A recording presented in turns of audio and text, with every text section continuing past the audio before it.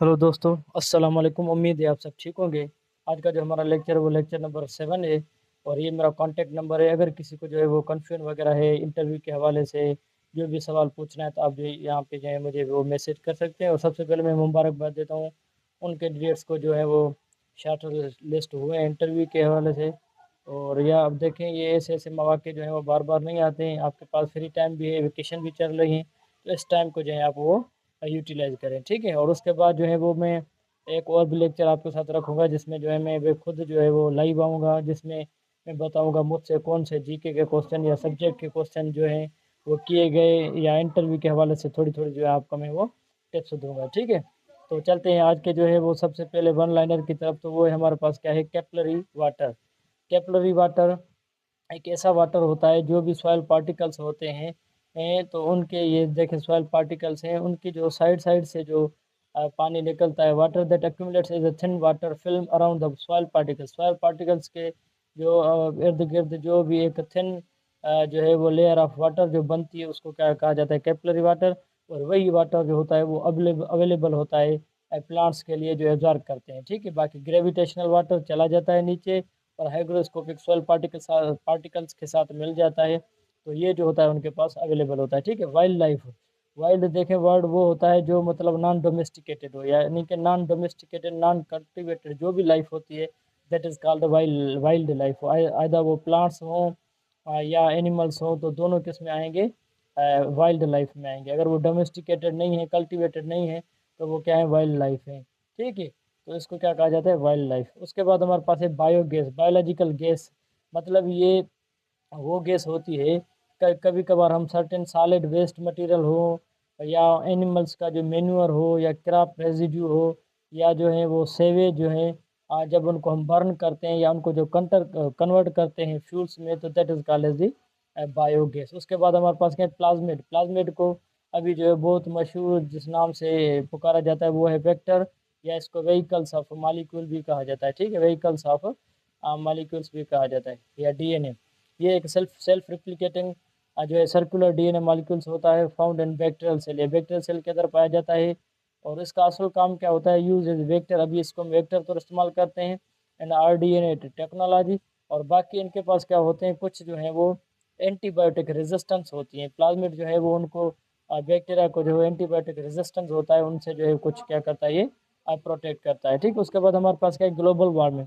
Global warming क्या होता है, overall increase of the temperature of globe. जब सारे ग्लोब का जो टेम्परेचर है उनका जब बढ़ जाए, तो उसको हम क्या कहते हैं, ग्लोबल वार्मिंग कहते हैं। और मैं आपको बताता चलूँ, क्लाइमेट चेंज जो है वो एक मोस्ट इमर्जिंग इशू है अराउंड द वर्ल्ड। अगर आप देखें, ये जिस तरह से अभी सऊदी अरेबिया के अंदर 1000 people has been died due to high temperature. उसके बाद अगर आप देखें, कीनिया के अंदर देखें, किसी और मुल्क के अंदर के देखें, अमेरिका के अंदर देखें, टोरेंशियल रेन्स हैं, जो अनएक्सपेक्टेड चीज़ें जो हो रही हैं। या इंडिया के अंदर देखें, उनके जो है अबाउट 14 जो है डिस्ट्रिक्ट जो प्रोविंसेस हैं, उनके अंदर जो है वो इतनी बरसात हुई है कि वो फ्लड हो गया है। तो क्लाइमेट चेंज एक इमर्जिंग इशू है बहुत। इनको आप पढ़ के जाएं, मैं भी कोशिश करूंगा इन पे जो है आपको जो है वो कुछ इन्फॉर्मेशन दूंगा। प्लियोट्रॉपी क्या होता है, when one single genes has multiple phenotypic effect. जब एक जीन एक से ज़्यादा किसी ऑर्गेनिज्म के अंदर करेक्टर्स को जो है वो कंट्रोल करे, तो उसको क्या कहा जाता है, pleiotropy. Pleio means more than. Pleiotropy अगर आप देखें हाउस फ्लाई के अंदर, तो ये क्या करता है, उनके जो है वो विंग्स की साइज़ को भी कंट्रोल करता है, टेस्टल्स की साइज़ को भी कंट्रोल करता है, आई कलर को भी क्या करता है, कंट्रोल करता है। तो जीन एक ही होगा, उनकी जो एक्सप्रेशंस होगी वो एक से ज़्यादा जो है कंट्रोल करेगा करेक्टर्स को, तो उसको क्या कहा जाता है, प्लियोट्रॉपी। उसके बाद हमारा PCR. PCR polymerase chain reaction, इसको नेम इसलिए दिया गया है कि इट एक्ट एज ए या work as a like a DNA polymerase, जो रिप्लिकेशन करवाता है। चेन रिएक्शन अगेन और अगेन होता है, तो उसको हम क्या कहते हैं, जो है वो पीसीआर। और कैरी म्यूलस जो है वो इनके बारे में उन्होंने सबसे पहले जो है वो बताया था या इन्वेंट किया था, पीसीआर। जो है मेथड ऑफ कॉपिंग ऑफ डीएनए होता है, fragments that is faster than cloning. जब भी आपको थोड़े टाइम में से ज़्यादा अमाउंट ऑफ डीएनए की रिप्लिकेशंस या कॉपीज चाहिए होती है, तो आप पीसीआर इस्तेमाल करते हैं। उसमें क्या होती है, इनिशिएशन होती है, एलांगेशन होती है, फिर टर्मिनेशन होती है। डिफरेंट टाइप का जो है वो टेम्परेचर दिया जाता है, उसमें एंजाइम इस्तेमाल किया जाता है, टक पॉलीमरेज, थर्माइकेटिकस। तो इसी तरह से ये पीसीआर काम करती है, ठीक है। इसका असल मकसद ये होता है कि थोड़े वक्त में आपको जब जो है most amount of DNA copies चाहिए तो आप पीसीआर इस्तेमाल करें। वैसे जो है हमारा जो है वो हम री आरडीएनए जो है वो भी इस्तेमाल करते रहते हैं, ठीक है, पुराना।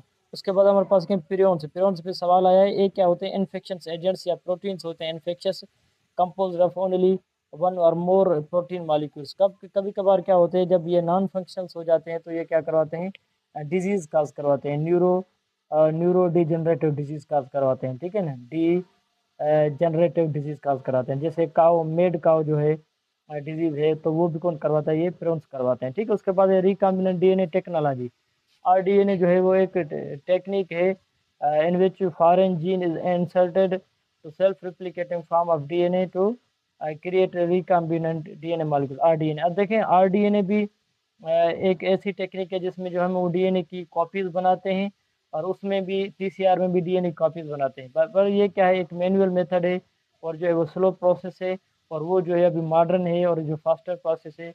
और पीसीआर ओनली ये डीएनए भी नहीं करवाता, और भी जीन सीक्वेंसिंग भी करवाता है, उनके जो है वो कुछ और खसूसियात हैं, और इसमें जो है हम करवाते भी हैं, पर ये स्लो प्रोसेस होता है, ठीक है। इसको हम कहते हैं आरडीएनए टेक्नोलॉजी।